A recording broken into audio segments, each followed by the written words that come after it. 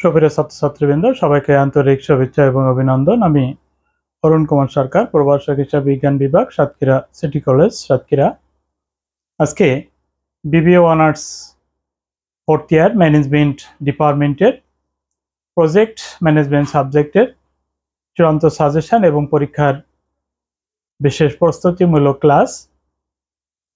BBA honours fourth year management ডিপার্টমেন্টের 3টে সাবজেক্টে ম্যাথমেটিক্যাল টার্মসের মধ্যে প্রজেক্ট ম্যানেজমেন্ট সাবজেক্টটা অত্যন্ত গুরুত্বপূর্ণ, কারণ এই সাবজেক্টে যদিও ম্যাথমেটিক্যাল টার্মস এর পরিমাণ কম, তারপরও এই সাবজেক্টে A+ পেতে হলে অবশ্যই ম্যাথমেটিক্যাল টার্মসের গুরুত্ব অপরিসীম। আমরা এই সাবজেক্টের প্রথমে সিলেবাসটা দেখে নেব, তারপর কোন কোন চ্যাপ্টার থেকে কত মার্কের অঙ্ক আসতে পারে বা কিভাবে আমরা এই সাবজেক্টে A+ পেতে পারি সে বিষয়গুলো নিয়ে আলোচনা করব। জাতীয় বিশ্ববিদ্যালয়ের সিলেবাস অ্যানালাইসিস করলে এই সাবজেক্টের মোট 9টা চ্যাপ্টার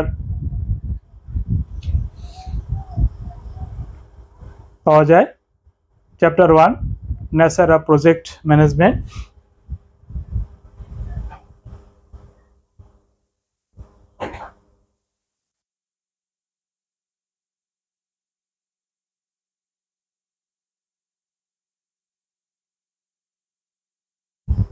প্রকল্প ব্যবস্থাপনার প্রকৃতি। Chapter 2 project formulation.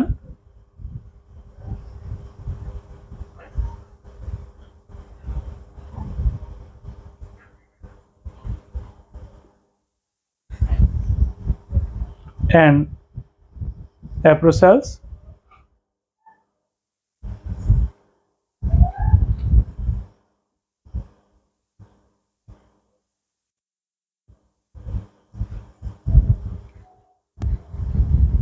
প্রকল্প প্রণয়ন ও মূল্য নিরূপণ।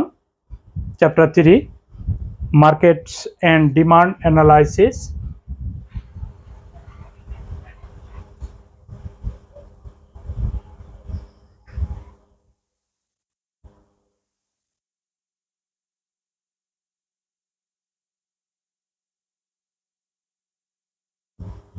বাজার ও চাহিদা বিশ্লেষণ। Chapter 4 project risk analysis.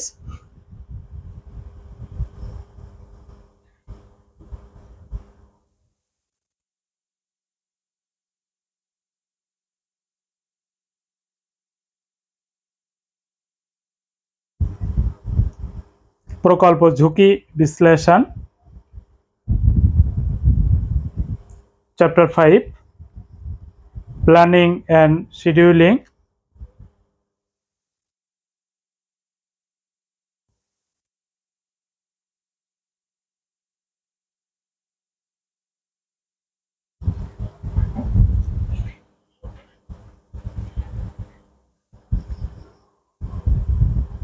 Of project.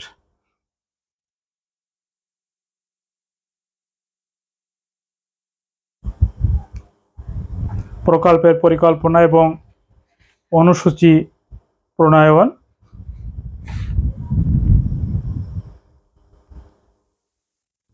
Chapter 6 resource mobilisation.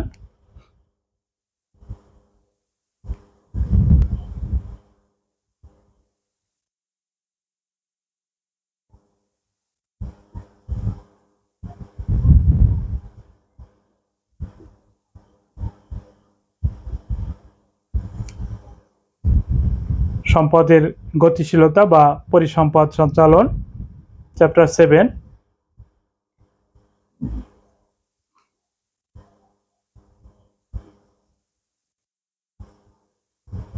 Project implementation.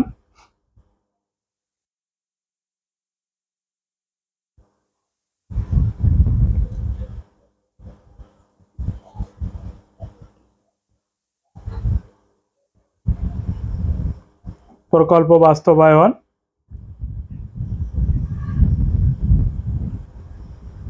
Chapter 8 monitoring,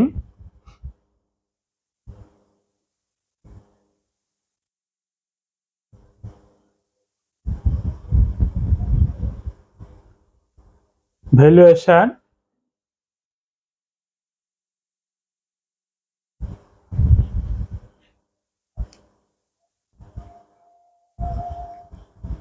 and termination,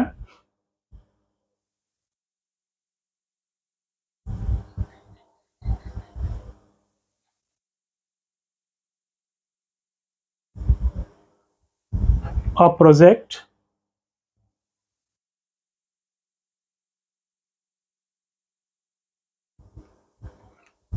প্রকল্প পরিবীক্ষণ, মূল্যায়ন এবং সমাপ্তকরণ। Chapter 9 project management in Bangladesh.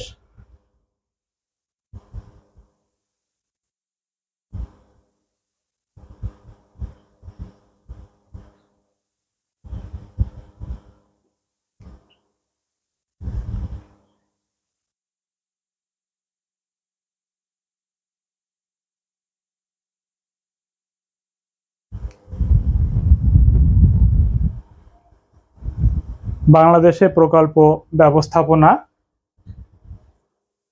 জাতীয় বিশ্ববিদ্যালয়ের BBA honours fourth year management ডিপার্টমেন্টের প্রজেক্ট ম্যানেজমেন্ট সাবজেক্টের টোটাল এই 9টা অধ্যায় সন্নিবেশিত।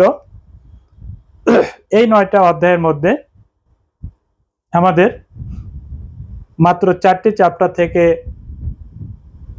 অঙ্কের জন্য প্রস্তুতি নিতে হবে এবং এই সাবজেক্টে যেহেতু ম্যাথমেটিক্যাল টার্মস অনেক কম,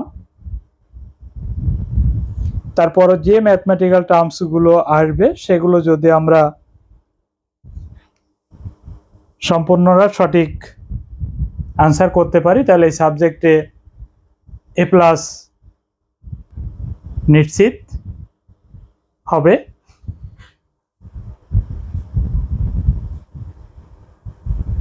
প্রজেক্ট ম্যানেজমেন্ট সাবজেক্টের চ্যাপ্টার 2 থেকে প্রতি বছরই অঙ্ক আসে। এবছরও তোমাদের 2টা বা 3টে অঙ্ক আসতে পারে সর্বোচ্চ, পার্ট বিতে একটা এবং পার্ট সিতে 2টা। আর প্রজেক্ট ফর্মুলেশন অ্যান্ড অ্যাপ্রোচেস, প্রকল্প প্রণয়ন এবং মূল্য নিরূপণ, এই চ্যাপ্টারটা আমরা শিখেছি প্রিন্সিপালস অফ ফিনান্সে। সেখানে আমাদের এই সাবজেক্টের নাম ছিল ক্যাপিটাল বাজেটিং। অতএব এই সাবজেক্টের চ্যাপ্টার 2 এটার কনসেপ্ট আমাদের 90% থেকে 95% ক্লিয়ার আছে, বাদবাকি আমাদের একটু প্র্যাকটিস করলেই হয়ে যাবে। এবং এখান থেকে আমাদের অবশ্যই 14 মার্কের প্রশ্ন আসবে, অঙ্ক আসবে, বেশিও আসতে পারে, 24 মার্কের অঙ্ক আসার পসিবিলিটি এখান থেকে আছে। Chapter 3 market and demand analysis. তাহলে চ্যাপ্টার 2 যেহেতু আমাদের ক্যাপিটাল বাজেটিংয়ের অঙ্ক, ক্যাপিটাল বাজেটিংয়ের যে ফর্মুলাগুলো আছে, রুলসগুলো আছে, সেগুলো যদি আমরা ভালোভাবে প্র্যাকটিস করি তাহলে খুব সহজে আমরা চ্যাপ্টার 2 এর সলিউশন করতে পারবো। এরপরে chapter 3 market and demand analysis, বাজার ও চাহিদা বিশ্লেষণ। মূলত চ্যাপ্টার 3 থেকে 2টা অঙ্ক আসার সম্ভাবনা, একটা পার্ট বিতে এবং একটা পার্ট সিতে। চ্যাপ্টার 3 সম্পর্কেও কনসেপ্ট আমাদের 90 থেকে 95% ক্লিয়ার আছে, কারণ এই চ্যাপ্টারটাও নতুন কিছুই না। আমরা যেটা টাইম সিরিজ অ্যানালাইসিস শিখেছিলাম বিজনেস স্ট্যাটিক্সে, সেই চ্যাপ্টারটা মূলত এখানে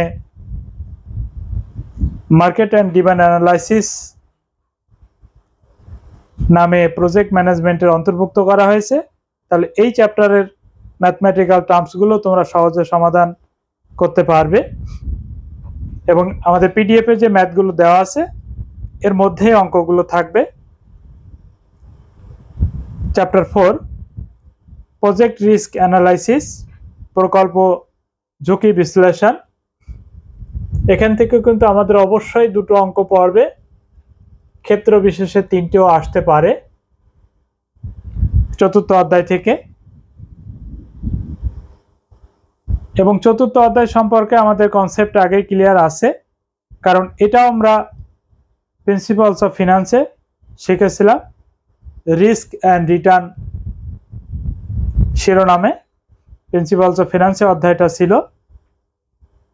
এরপরে chapter 5 planning and schedule of project. এই চ্যাপ্টারটা আমাদের নতুন প্রকল্পের পরিকল্পনা এবং অনুসূচি প্রণয়ন। এখান থেকে আমাদের এবছর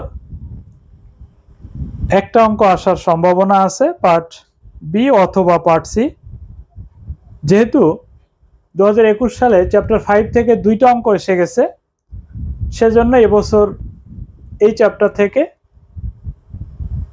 একটা অঙ্ক আসার সম্ভাবনা আছে। এই চারটে চ্যাপ্টার থেকে আমাদের ম্যাথমেটিক্যাল টার্মস আসবে 2, 3, 4 এবং 5।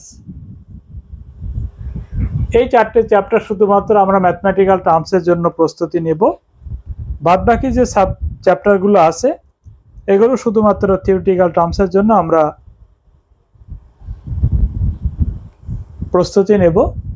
এই সাবজেক্টে যদি আমরা A+ পেতে চাই তাহলে এই চারটে চ্যাপ্টারে যে ম্যাথমেটিক্যাল টার্মসগুলো আছে সেগুলো আমাদের ভালোভাবে প্র্যাকটিস করতে হবে, তাহলে এই সাবজেক্টে আমরা খুব সহজে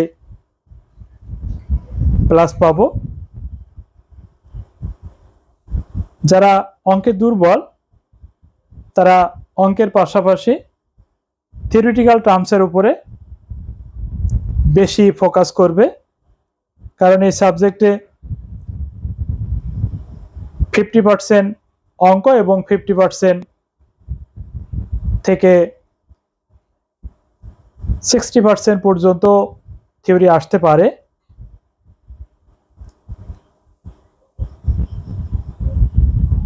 প্রশ্ন যদি হুবহু কমন না আসে সেক্ষেত্রে আমরা প্রত্যেকটা চ্যাপ্টারের যে বেসিক বিষয়গুলো সেগুলো সম্পর্কে ধারণা রাখবো। কোন অঙ্কের জন্য কোন ফর্মুলা ইউজ করব সেগুলো সম্পর্কে আমাদের কনসেপ্ট ক্লিয়ার যদি থাকে তাহলে যে কোনো অঙ্ক আমরা খুব সহজে সমাধান করতে পারবো। যাদের জন্য অঙ্ক খুবই কঠিন মনে হয়, যাদের অবস্থা খুবই খারাপ, একাধিকবার পরীক্ষা দিয়ে এই সাবজেক্টে যদি কারোর রেজাল্ট আশানুরূপ না আসে পার্সোনালি আমার সঙ্গে যোগাযোগ করবে, সার্বিক সহযোগিতা করার চেষ্টা করব। আর এই সাবজেক্টের যে ম্যাথমেটিক্যাল টার্মসগুলো আছে পিডিএফ শিটে যে ম্যাথগুলো দেওয়া আছে সেগুলো কমপ্লিট করলে আশা করি এই সাবজেক্টে A+ পাবে।